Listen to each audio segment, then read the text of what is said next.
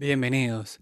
Hoy vamos a viajar en el tiempo para descubrir la fascinante historia de una élite que en el siglo XVIII transformó por completo una ciudad, los señores del tabaco de Glasgow, un grupo de comerciantes que acumularon tal riqueza y poder que influenciaron no solo la economía, sino también la política, la sociedad y hasta la vida cultural de su época. En este video hablaremos de las claves de su éxito comercial, cómo tejieron una red de influencia política que los hizo dominar la ciudad y cómo su visión fue parte fundamental de la Ilustración escocesa. Prepárense para conocer a estos visionarios, sus lujosos estilos de vida y la compleja relación entre su fe y sus negocios, mientras exploramos un capítulo crucial de la historia.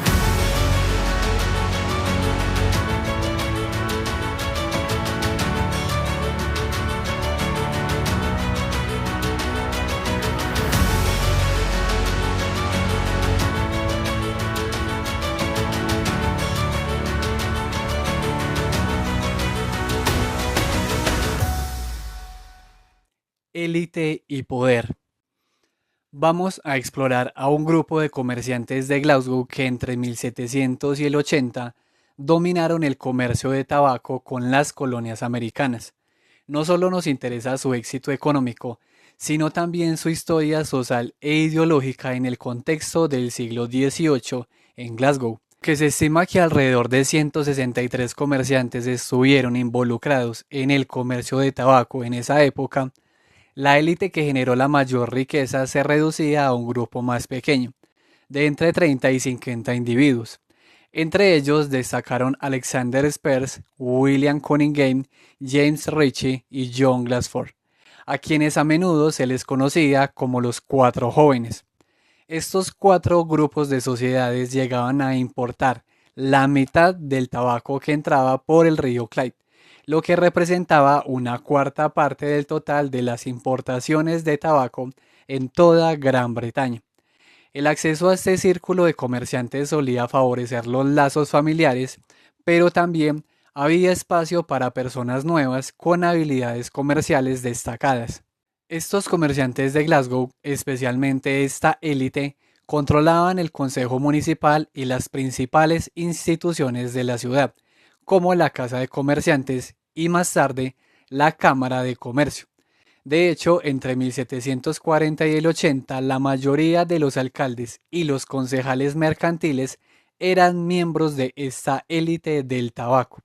Su gran riqueza no solo se reflejaba en el comercio, sino también en la compra de propiedades y tierras, lo que les permitía consolidar su posición social y política. Esta élite también exhibía su riqueza a través de un consumo lujoso, lo que impactó directamente en la cultura material de la ciudad.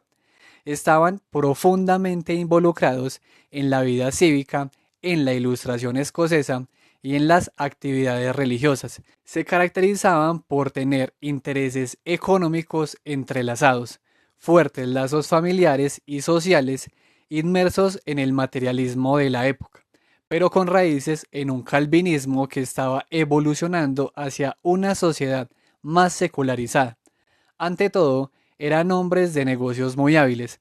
El fin de la era de estos señores del tabaco se debió a su propia mortalidad, al cese del comercio de tabaco y a la pérdida de su monopolio tras la Revolución Americana.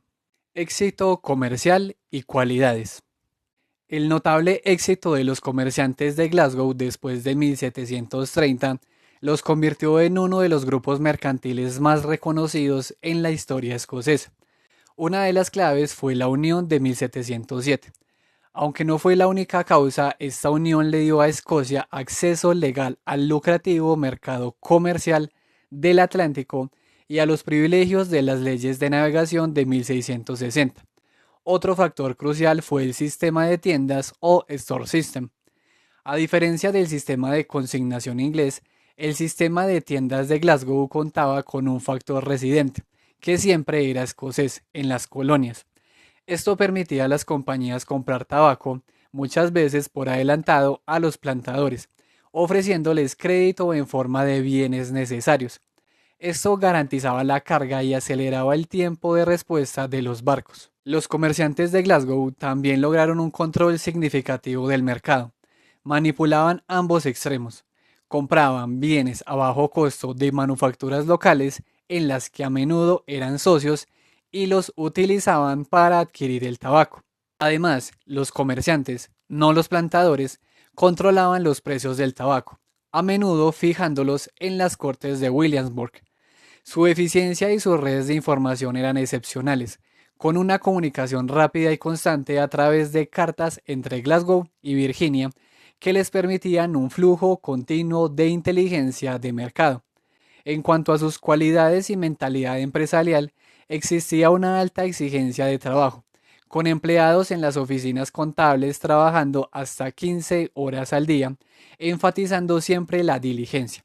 Las relaciones familiares y la ayuda mutua en el crédito fueron fundamentales para mantener la liquidez y la base de capital de las empresas. Los libros de contabilidad de los comerciantes muestran numerosos ejemplos de ese apoyo crediticio mutuo.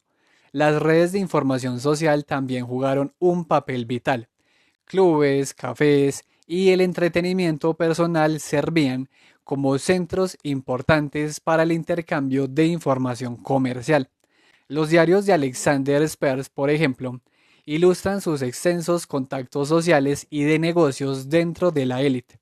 La educación comercial se adquiría tanto de forma práctica, por ejemplo, como factores o supercargos en las colonias, como de forma formal, incluyendo contabilidad, matemáticas y francés. Algunos comerciantes como George Bogle de Dalby y George Brown relacionaron explícitamente su éxito comercial con la providencia divina. Sus escritos revelan una profunda devoción y la creencia de que la prosperidad terrenal era un regalo de Dios, aunque también eran conscientes de la necesidad de equilibrar los asuntos mundanos con la piedad. Sin embargo, esta visión no era universal. Por ejemplo, el diario de Alexander Spears no muestra alusiones religiosas frecuentes. Una de sus cualidades más destacadas fue su adaptabilidad empresarial. Tras la Revolución Americana y la pérdida del monopolio del tabaco, la solvencia de las principales compañías se mantuvo gracias a la diversificación de intereses comerciales hacia otras materias primas como el azúcar, el algodón, el arroz, el té y el ron. Implicación política e ilustración. La élite mercantil del tabaco de Glasgow se implicó profundamente en la política local durante el siglo XVIII, especialmente entre 1740 y el 80.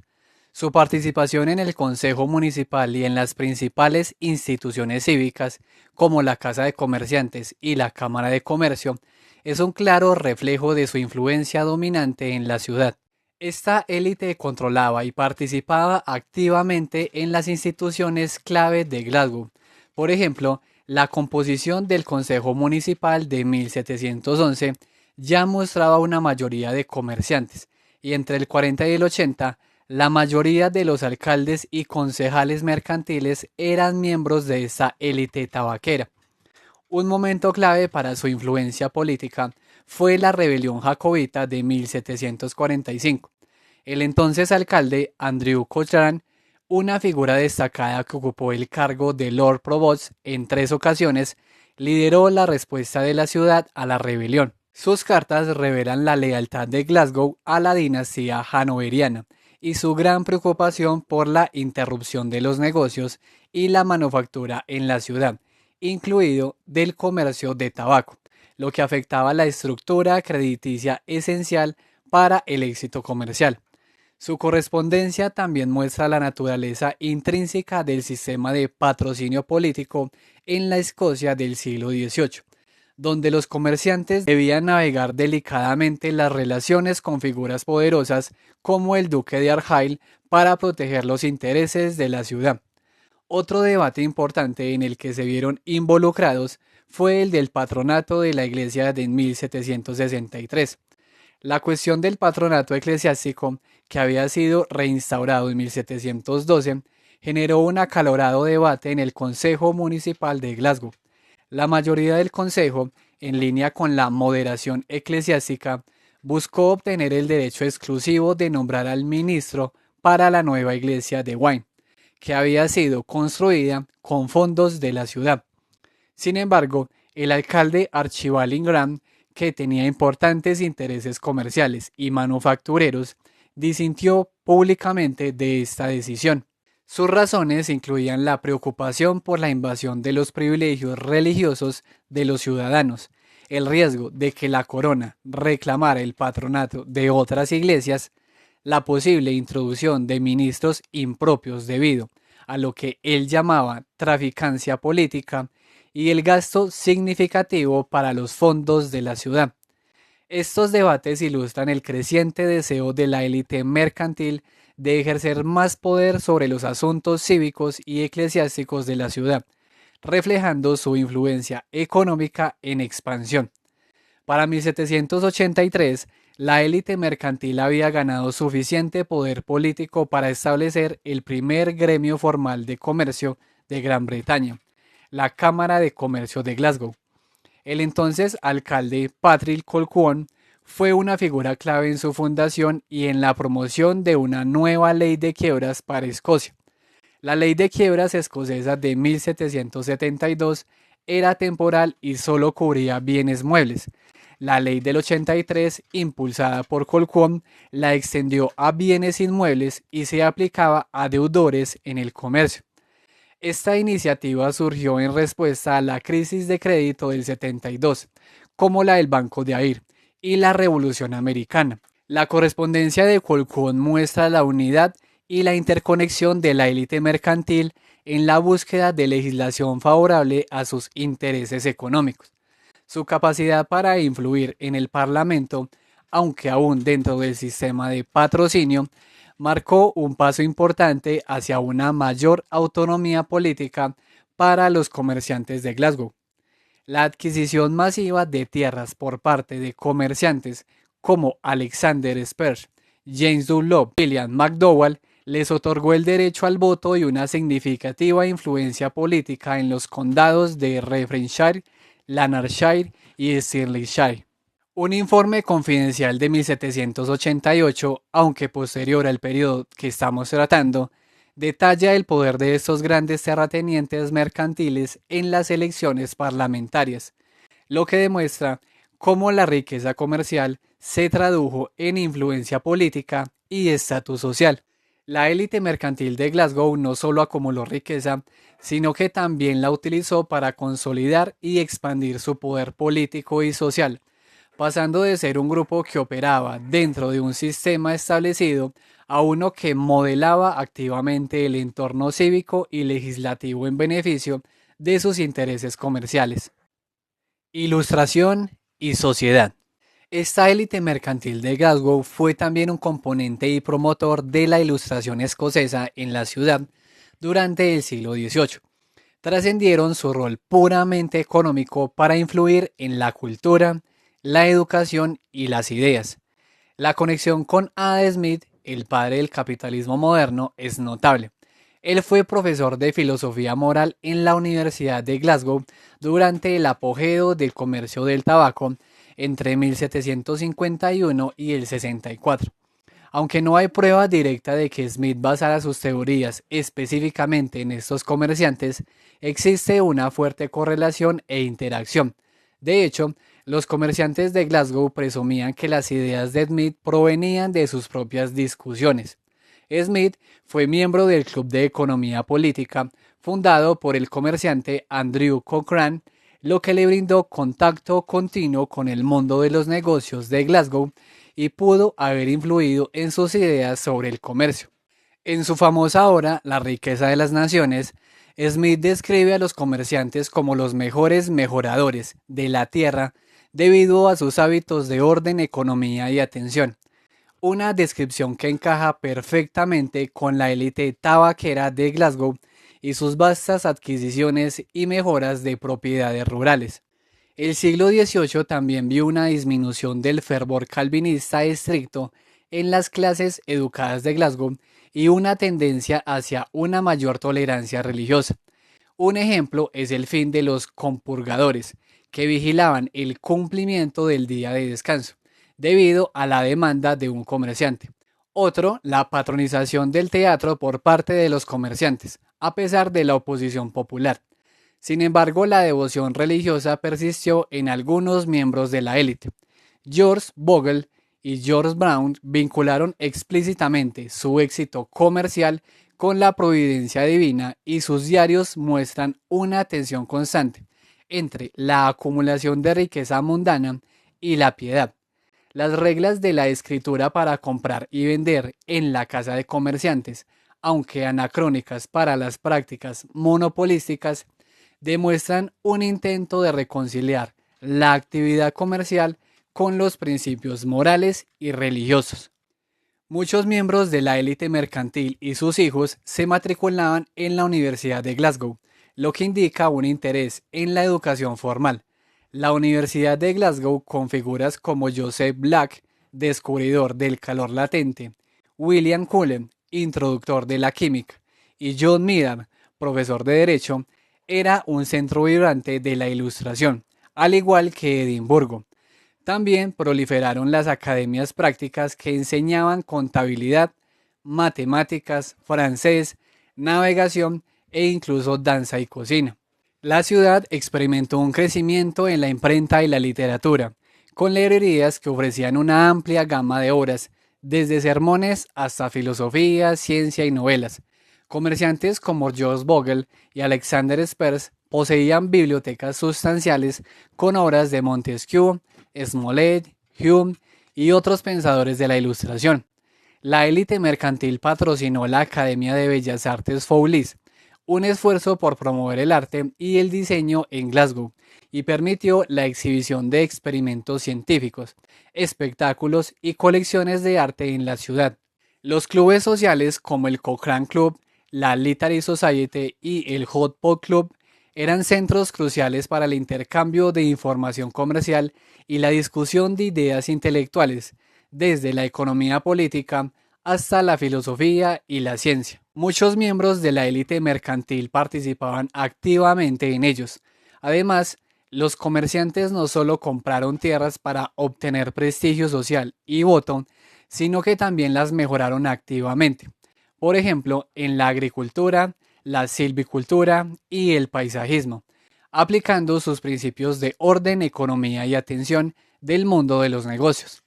Esto los situó como pensadores progresistas de la época y parte integral de la Ilustración escocesa. Riqueza, estilo de vida y religión. Veremos cómo la enorme riqueza de la élite mercantil de Glasgow, obtenida principalmente del comercio de tabaco, se transformó en un estilo de vida cada vez más lujoso y un estatus social elevado durante el siglo XVIII. A principios de ese siglo, Glasgow era una ciudad más modesta, con una oferta limitada de productos como telas de lana ligera, pescado seco o hilo.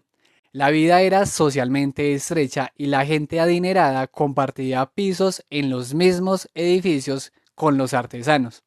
Sin embargo, a mediados del siglo, la actividad de los señores del tabaco provocó un aumento significativo en la disponibilidad de bienes, incluyendo productos exóticos como almendras, pasas, higos, ciruelas, azúcar y especias como canela, jengibre y pimienta. Los anuncios en los periódicos ya mostraban estos productos. La variedad de bienes se expandió aún más a lo largo del siglo, incorporando té, café, chocolate, porcelana, lino, mercería y sombrería. Incluso se vendían artículos de lujo como papel pintado y utensilios de jardinería, reflejando el crecimiento de la riqueza y los gustos cambiantes de la élite. Al principio, los comerciantes vivían en casas de vecinos o tenements, junto a otras clases sociales, ocupando generalmente un solo piso.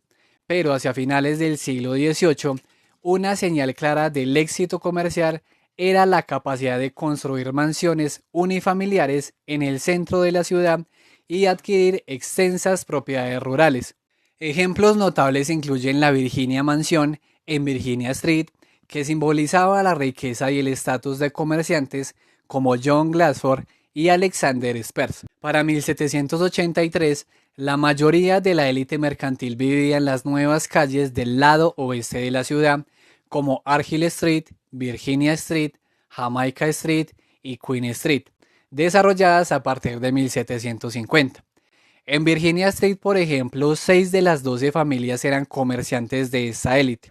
En contraste, las calles más antiguas estaban compuestas principalmente por artesanos y oficios. La clave de su nueva estructura residencial era la capacidad de ocupar mucho más espacio. Aunque pocos comerciantes de la élite registraron testamentos detallados, estos documentos ofrecen una visión particular de su cultura material. Los inventarios de bienes muebles son muy reveladores. Por ejemplo, el testamento de William Clarkford, un comerciante de menor rango fallecido en 1755, revela un estilo de vida extravagante para la época. Incluía muebles finos de caoba, alfombras en las salas principales, porcelana, loza de Delft, plata y colecciones de cuadros, incluso retratos familiares. También tenía existencias de licores como ron, vino, clarete y de Lisboa, así como una variedad de alimentos y una biblioteca valorada en una suma considerable. Él también poseía participaciones en manufacturas y barcos. Otro caso es el de Archibald Buchanan, fallecido en el 79, quien tenía una lista detallada de ropa y artículos para el hogar que se vendieron en una subasta pública para cubrir deudas, incluyendo un reloj de oro. Por su parte, James Donald, fallecido en el 60, poseía principalmente acciones en negocios y deudas a cobrar. Y un detalle importante es que era dueño de un niño negro llamado Cady, valorado en 20 libras, 6 chelines y 6 peniques, lo que indica la posesión de esclavos por parte de algunos miembros de esta élite mercantil. Las actas de fideicomiso y acuerdos eran el principal medio para la transferencia de riqueza, especialmente de tierras. Peter Murdoch, por ejemplo, transfirió tierras y deudas a su hijo en los años 72 y 68. Hugh Weil en el 81 enumeró tierras, bienes inmuebles y participaciones en empresas de curtido y cordelería.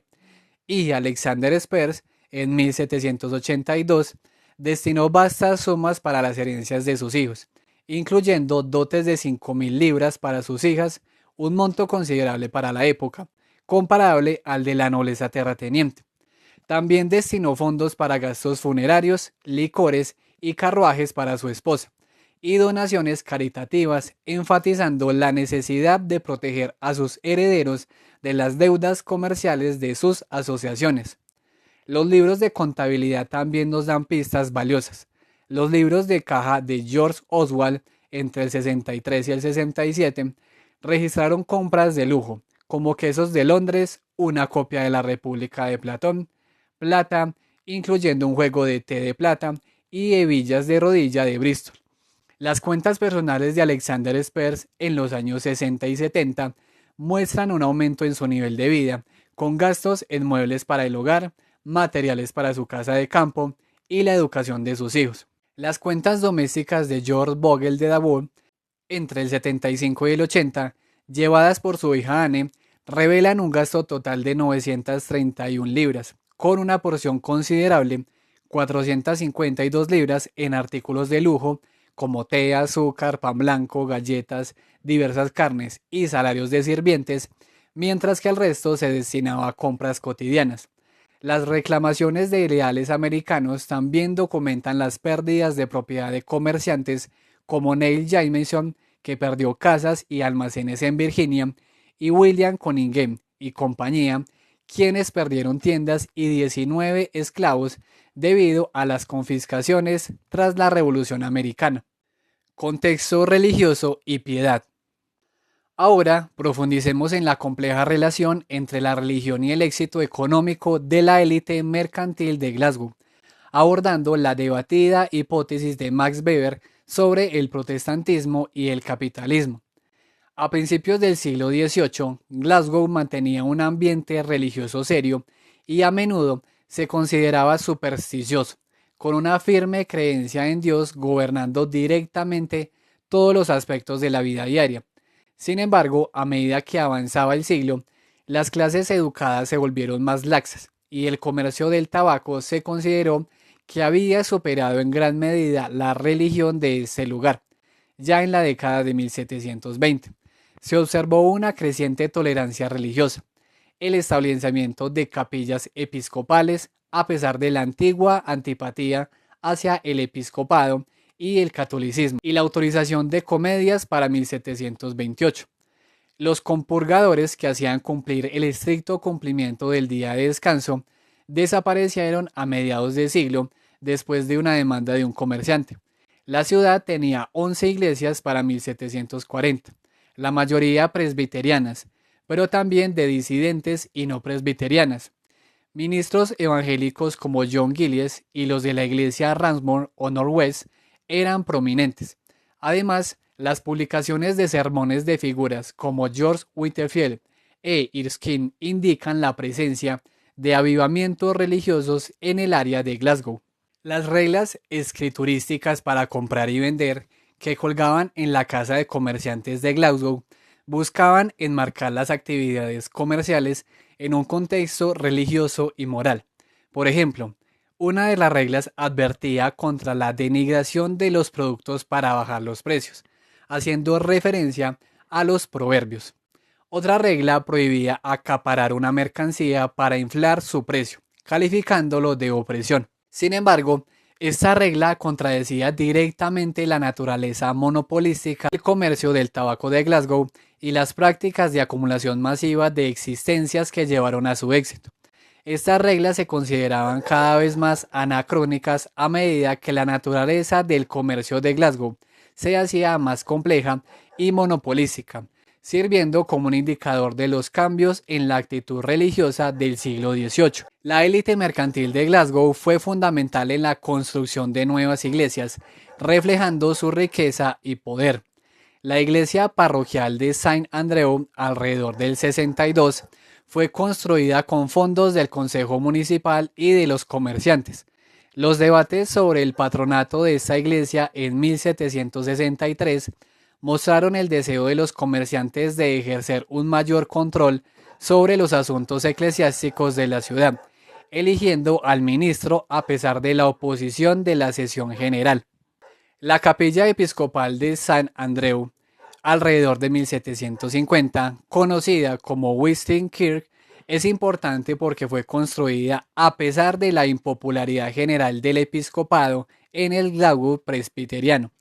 Varios señores del tabaco, como Alexander Spears, William Fresh y Patrick Colborne, fueron directores y patrocinadores clave.